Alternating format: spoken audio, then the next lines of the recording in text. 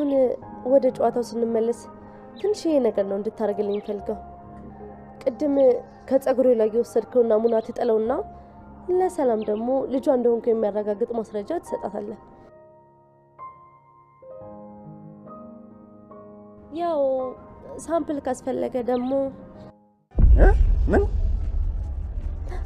አይገርምም እቺን ትንሽ ይሄ ነገር እኮ ነው የምጠይቀህ በምላሹ ደግሞ ዞሮ ከፊቴ ምን አይነቷ ደፋር ናት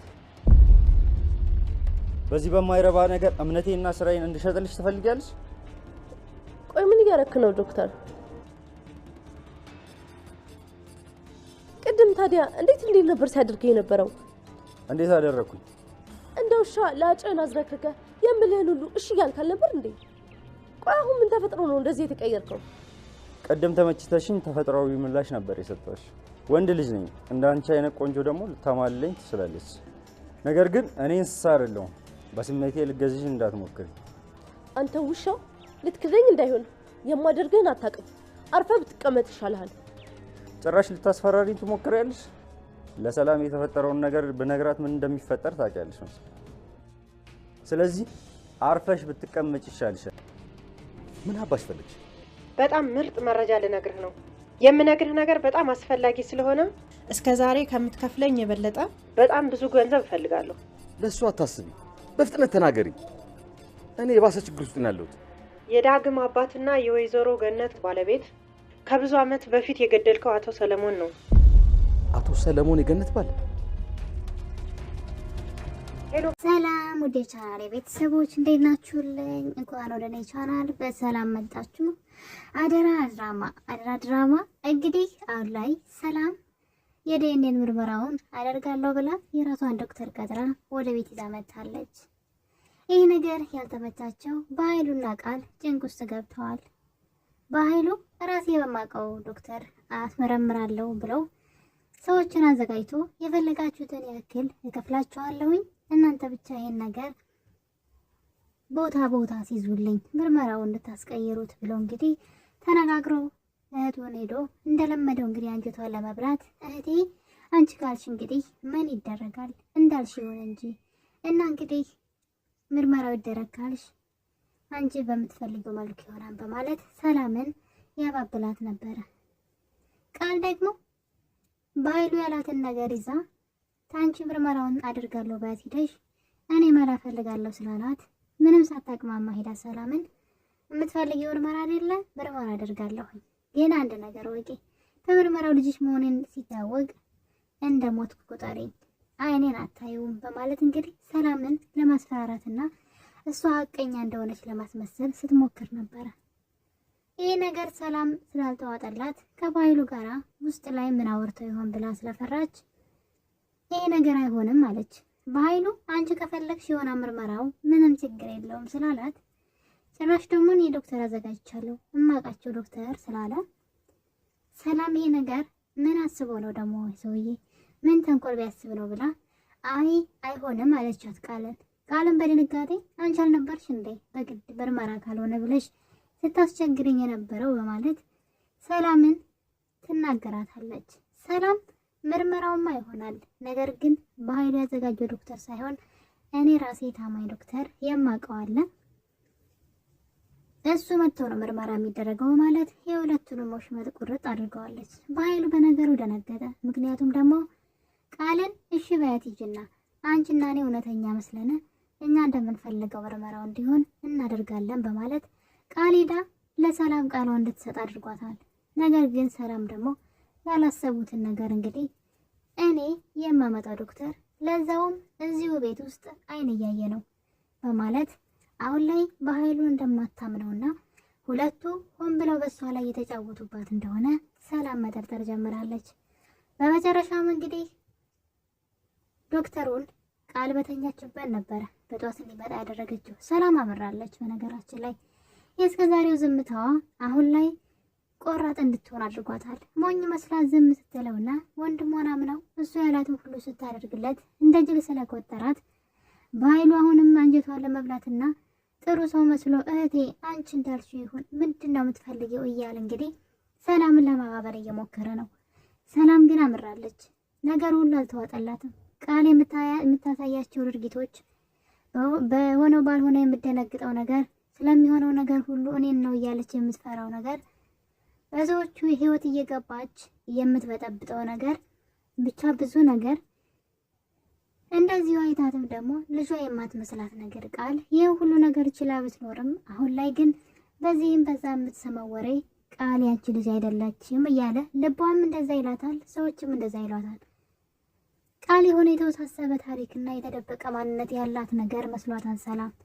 ታዲያ እንግዲህ በመጀመሪያ ቃልን ስታገኛት በናፍቆትና ለ10 ዓመት ያጣቻትን ልጇን ያገኘች ስለመሰላት በሰዓቱ ምንም አይነት ጥያቄ አላነሳችም ነበረ። ማን አሳደጋት? ከየት መጣች? እንዴት መጣች? በዛ ላይ በኃይሉ ለ10 ዓመት ያልጠየቅሻትን ልጅ እኔ አይቼልሻለሁ ወይ አላውቅልሽም በማለት ሰላምን መጥፎ ቃል ሲናገራትና የልጇን ፎቶ ቀዶ ሲጥልባትም ነበረ።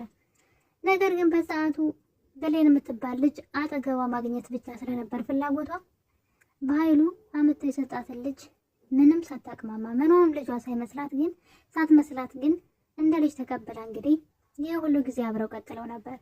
ነገር ግን ቃል ከቀን ወደ ቀን የምታሳየው ጸባይና ድርጊቷ እያንዳንዱ ነገሯ ሁሉ ልጇ አልመስላት እያለች ነገር ግን ደግሞ የምታደርገው ጠፍቷት እንግዲህ ሰላም ለብዙ ጊዜ ቆይታ ነበረ።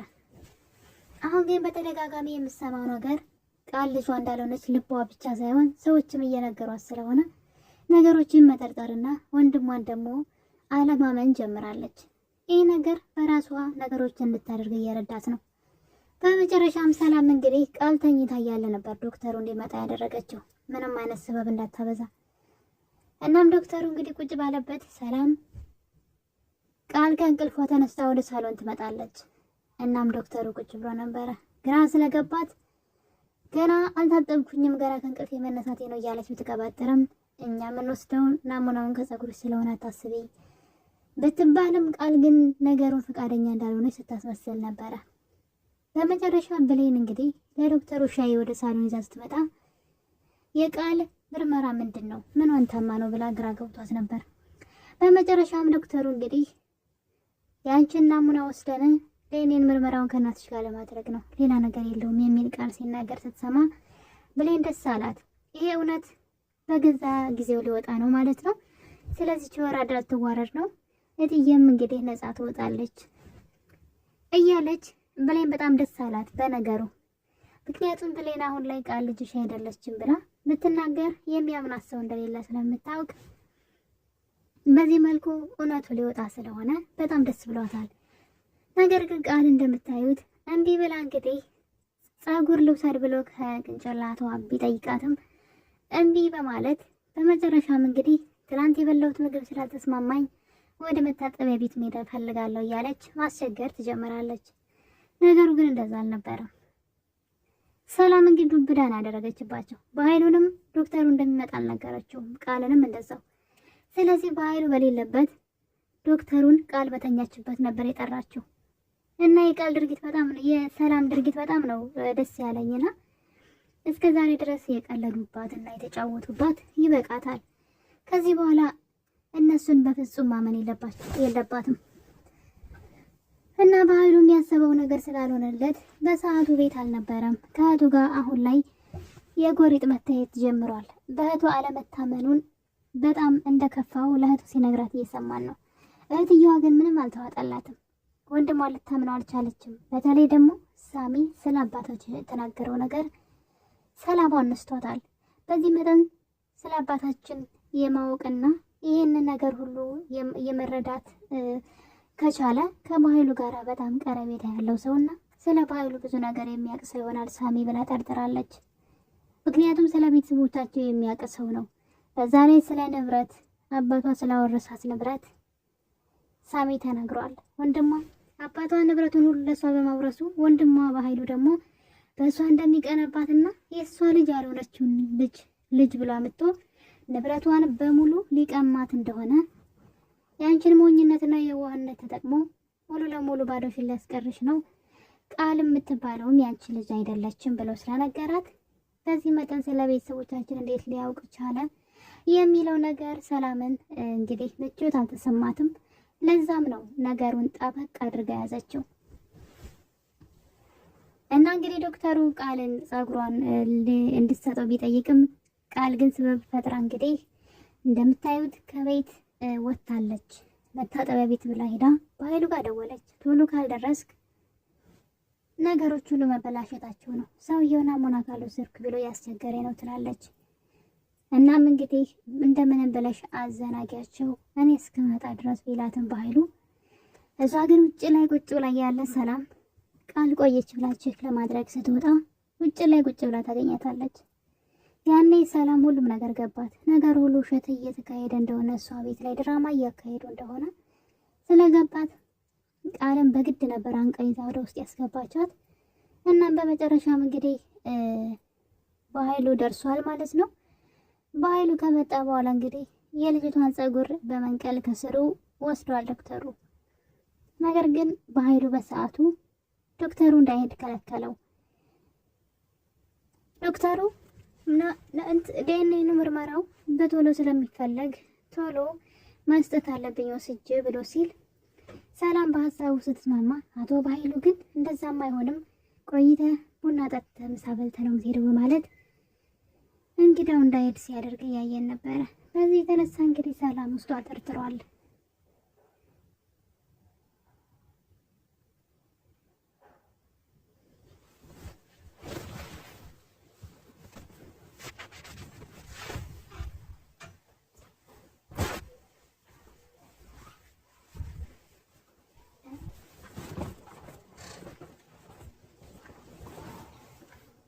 በኃይሉ ምን ቢያስብ ነው ዶክተሩን ደግሞ እንዳይሄድ እያደረገ ያለው በማለት ሰላም ጥርጣሬዋ ጨምሯል። የሆነ ነገር ማስቧን ይሄ ሰውዬ የሆነ ተንኮል ስላሰበ ነው ዶክተሩ እንዳይሄድ እያደረገ ያለው በማለት ነገር ግን በመሀል አንድ ነገር ተፈጠረ።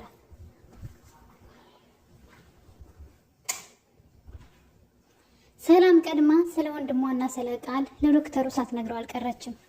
ምክንያቱም ዶክተሩ እንግዲህ በመሀል ምግብ ቀርቦለት እያለ ነበረ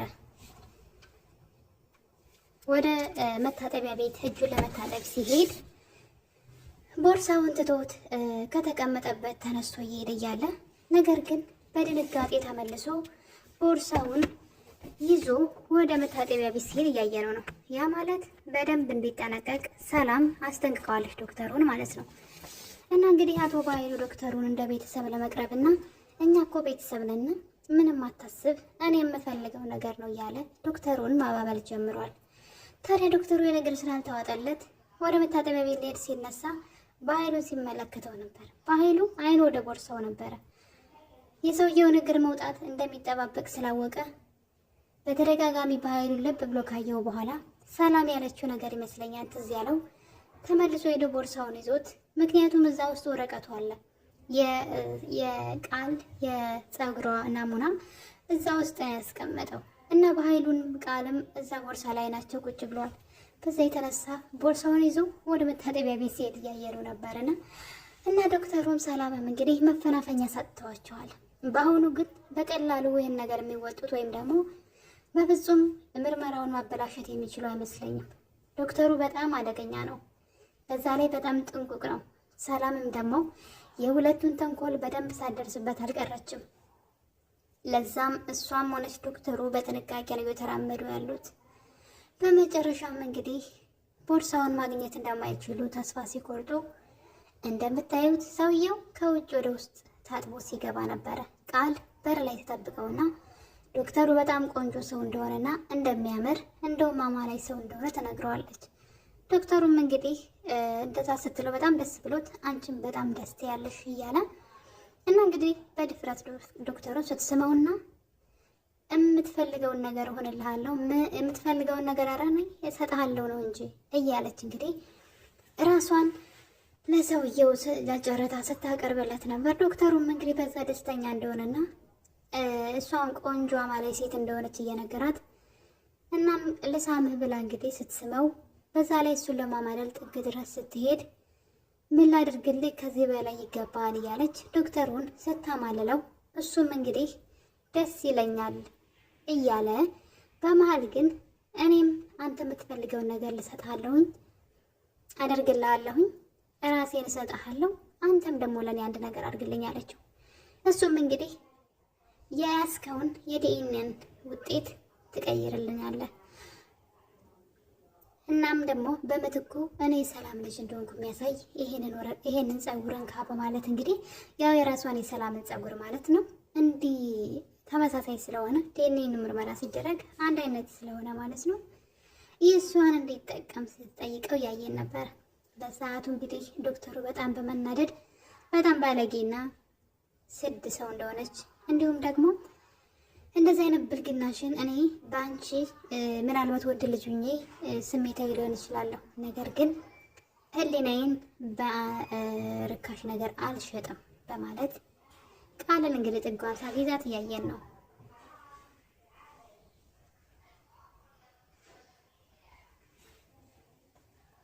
በመጨረሻም እንግዲህ የቃልም ሆነ የአቶ በኃይሉ ጥረት እየተሳካላቸው አይደለም። ዶክተሩ በጣም ብልጣ ብልጥ እየተጫወተ ይገኛል።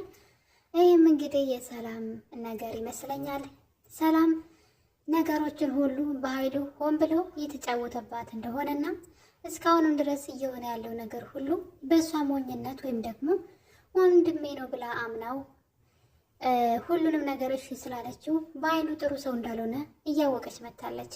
ለዛም እንግዲህ አሁን ላይ ሁለቱ ምንም ማድረግ እየቻሉ አይደለም።